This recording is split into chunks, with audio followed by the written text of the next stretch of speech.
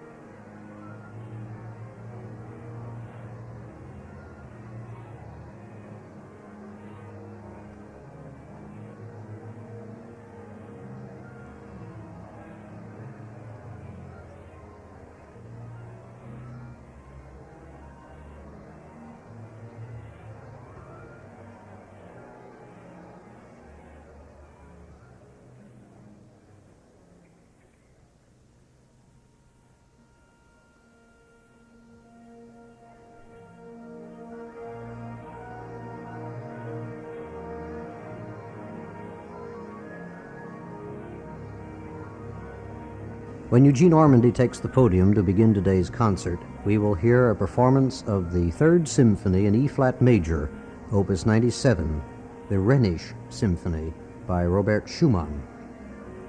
This work, like most of the Schumann symphonies, is little regarded as a piece of orchestration, but highly regarded as a piece of music. Not unlike many conductors past and present, Mr. Ormandy has taken liberties with the score, enhancing the musical possibilities by judicious doublings in the orchestration. This is a habit that dates back to the time of Gustav Mahler. The work itself was written as a glowing tribute to the beauties of the Rhine country, its scenes as well as its customs, and the symphony emerges in the final analysis as a most imposing musical landscape of one of the most beautiful and imaginative parts of Europe.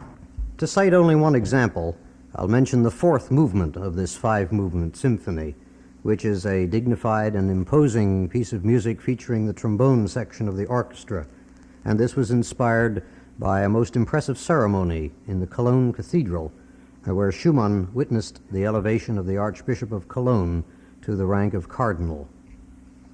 The five movements of Schumann's Rhenish Symphony are marked quickly, scherzo, not too quickly, solemnly, and quickly, the titles in the original being in German. Eugene Ormandy is now going on stage, and in a moment he will conduct the Philadelphia Orchestra in a performance of Schumann's Symphony No. 3 in E-flat major, the Rhenish Symphony.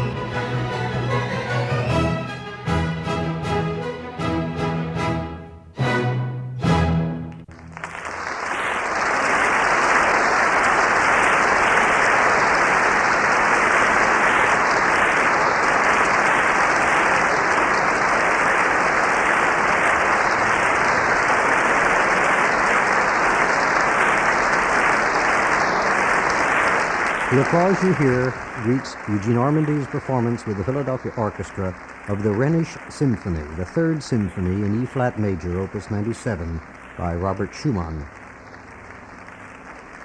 In just a moment,